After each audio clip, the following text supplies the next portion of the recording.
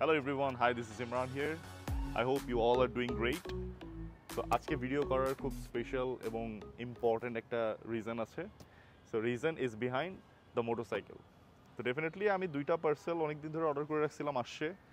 তো আমি সময়ের অভাবে কাজের প্রেশারের কারণে জিনিসগুলো আই ওয়াজ থিঙ্কিং যে যেহেতু জিনিস দুইটা bike related, so I should share this to you people. তো হ্যাঁ, আজকে একটু টাইম পেলাম। Yes, you can see this beautiful place is my work place. So this is my Pulsar N250। আমার যে ফার্স্ট যেটা আমি শেয়ার করতে চাই সবার সাথে, হ্যাঁ, এটা হাফ আনবক্স করা, আমি অলরেডি খুলে দেখছি আসলে কি আসছে।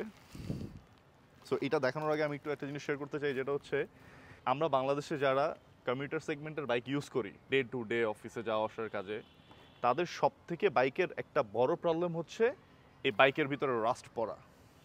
তার উপর তো এখন ভাই রেইনি সিজন চলতেছে। তো যেটা হয়, হ্যাঁ, বৃষ্টিতে ভিজে বাসায় রাখছি। ইন্ডিয়ান বাইক কোম্পানিগুলো আমি জানি না ওরা কেন এটা করে, ওরা হয়তো ওভারকোট প্রপারলি করে না, যে কারণে এই জায়গায় সেই জায়গায় রাস্ট পড়ে যায়। আমি বাইকটা কিনছি 6 মাসও হয় নাই, অলরেডি এই বাইকের বেশ কয়েকটা জায়গায় রাস্টি বা রাস্ট পড়ে গেছে। তো আমি যেই জিনিসটা আনছি সেটা হচ্ছে রাস্ট কনভার্টার। সো রাস্ট কনভার্টারটা কী করে আসলে, এইটা ব্রাশ দিয়ে আপনার যেখানে বাইকের রাস্ট পড়ছে ওইখানে ব্রাশ দিয়ে লাগায় রাখতে হয়। এরপরে 15 বা 20 মিনিটস পর ও একটা লেয়ার ক্রিয়েট করে। সো রাস্টি প্লেসটাকে ও রিপেয়ার করে বেসিকলি। সো এটা ডেফিনেটলি এটার আমরা এক্সপেরিমেন্ট করে অবশ্যই দেখবো। সো আমার সেকেন্ড পার্সেলটা, এইটা আরও বেশি ইম্পর্ট্যান্ট একটা জিনিস। আমি এটা আগে আনবক্স করে দেখাই, এরপরে বলি।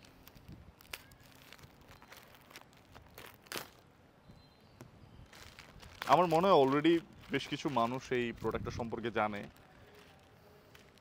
সো এটা এখনো এত প্যাকিংস।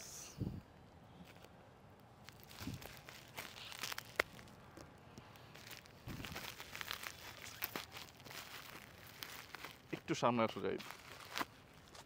সো এইটা হচ্ছে ফুয়েল থ্রাফটি ডিভাইস। হ্যাঁ, দিস ইজ ফ্রম ওদের ইয়ের নাম হচ্ছে, আচ্ছা, এটা যারা ইম্পোর্ট করছে ওদের নামটা আমি একটু পরেই বলবো, ঠিক আছে? ওকে, ডিভাইসটার ভিতরে কি আছে এবার দেখা যাক। ওরা জিনিস কি দিছে আসলে, কিভাবে এটা 35% ফিউল সেভ করবে। মানে এইটা কেনা আবার ওয়েস্ট অফ মানি কিনা, এটাও জানাটা খুবই ইম্পর্টেন্ট। ডেফিনেটলি ওই এক্সপেরিমেন্টে তো আমি একদম পারফেক্ট এক্সপেরিমেন্ট এটার হবেই। ওকে, শুরুতেই একটা ম্যানুয়াল, আপাতত দরকার নেই। ওকে, হ্যাঁ, এইটা this is how it looks.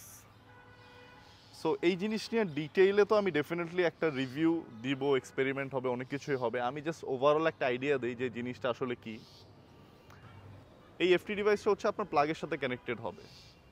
তো ওরা যেটা বলছে, এই জিনিসটা যেটা করে হচ্ছে, এটা আপনি স্পার্ক প্লাগের সাথে লাগালে যেটা হবে যে ও মানে ইঞ্জিনের কম্বাসশনটাকে আরও অনেক বেটার করে দিবে। সো কম্বাসশন বেটার করে এটা কিভাবে ফিউয়েল সেভ করে, এবং আরও এখানে ওদের ম্যানুয়ালে আরও বেশ কিছু জিনিস লেখা আছে। সো এই জিনিসগুলো আমি এটা যখন এক্সপেরিমেন্টে যাব আমি তখন এই জিনিসগুলো ডিটেলে শেয়ার করবো। বাট ট্রাস্ট মি, এটা খুবই ইন্টারেস্টিং প্রোডাক্ট। এটা যদি আসলেই ওয়ার্ক করে তাহলে ইট উইল বি গ্রেট। আমার কথা হচ্ছে 35% না, এটা যদি 10% ফিউল সেভ করে তাও ইটস ওয়ার্থ অফ মানি। এটার প্রাইস ওরা রাখছে হচ্ছে 1000 টাকার মতো। সো হ্যাঁ, 1000 টাকা দিয়ে যদি আপনার একটা প্রোডাক্ট 35% ফিউল সেভ করে কিনা আমি জানি না, বাট আসলেও যদি করে তাহলে তো ভাই এটা তো একটা বিশাল জিনিস।